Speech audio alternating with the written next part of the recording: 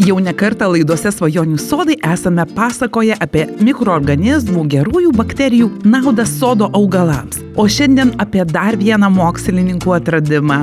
Bendrovės MKDS, kuri bendradarbiauja su inovatyviomis Europos mokslo įstaigomis, komercijos direktorė Lina Mikulskytė papasakos, kaip mikroorganizmai gali atstatyti dirvožemį ir netgi apsaugoti augalus nuo ligų.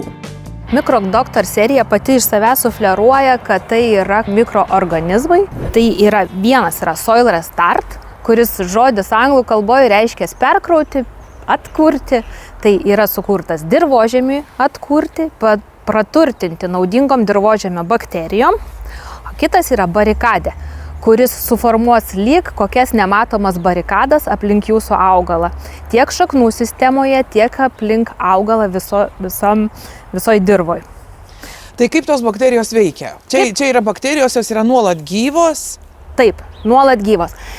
Jūs, aišku, galit visaip skatinti natūraliai egzistuojančias bakterijas jūsų dirvožemyje suaktyvėti, bet labai dažnu atveju nėra ten ką skatinti. Jums reikia tiesiog jau įdėti naudingų mikroorganizmų kuo daugiau, nes jūsų terpėj, daržuose ir šiltnamiuose jau yra daugiau tų blogųjų dažnai bakterijų, kurios jums sukelia. Tai dėmėtligės, tai visokių kenkėjų. Ypatingai, kada tokios žiemos šiltos, nieks neįšala ir mes turim vis daugiau negandų puolančių mūsų augalus.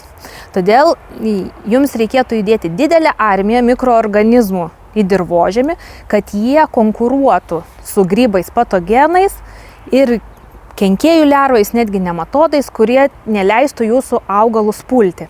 Kaip tai vyksta? Mikroorganizmai išsidauginę atima maistą iš grybų patogenų.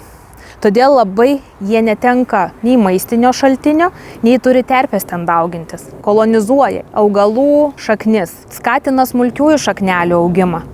Ir taip augalas apsisaugo natūraliai nuo kenkėjų, ligų ir net nematodų. Specialiai nualinto dirvožemio atstatymui buvo surinkti mikroorganizmų štamai, kurie ilgainiui pakeičia dirvožemio mikroflorą. Mokslininkai, kai tik suranda tokius mikroorganizmus, kurie ne tik skatina augimą, bet daro dar kažką geriau, tarkim, išskiria antibiotinės ar kažkokias antimikrobinės medžiagas, iš karto jas deda atskirai į atskirą lentynėlę ir padeda žemės ūkiui kovoti su tom negandom, nes kiek galima pilti visokių pesticidų ir naikinti gamtą, kai po to reikia vėl viską atstatyti. Tai tada netgi jūs, kada naudojate vario, geležies preparatus, kažkokius tai fungicidus, stiprius dirvinius, netgi kokių 2-3 savaičių bėgyje nepatingėkite ir supilkit naudinguosius mikroorganizmus, kad atkurtumėt vėl sveiką mikroflorą savo dirvožemyje.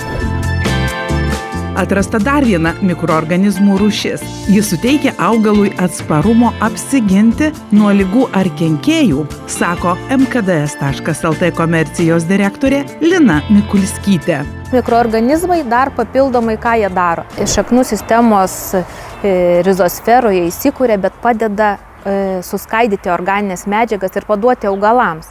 Tai tarkim, kai jūs apgyvendinate ten mikroorganizmus, jie prisijungia prie šaknų sistemų ir tiesiog leidžia augalams įsisavinti visas maistinės medžiagas. Mikrodoktor barikadė suformuoja didelės armijas mikroorganizmų aplink jūsų augalą. Tiek kolonizuoja šaknų sistemą, tiek gali būti purškiamas ant lapų. Mes, naudodami šitos mikroorganizmus, padarom natūraliai augalus atsparesnius kenkėjams, lygoms, nematodams. Kai augalai pažeisti, mums vis tiek reikia atstatinėti. Jeigu jie pažeisti, tai jie toliau yra ir alinami. Reikia nedelsiant panaudoti naudinguosius mikroorganizmus, galbūt juos derinti su amino rūgštimis, kad padėtų augalui atsistatyti. O kaip reikėtų mikroorganizmus naudoti? Pirmiausiai, sodinant daigus į šiltnamį, ar sėjant lysves, ar prižiūrint savo sodus ir daržus, kad ir vazoninės gėlės, pirmiausia reiktų pasirūpinti dirvožemį. Atstatom dirvožemį.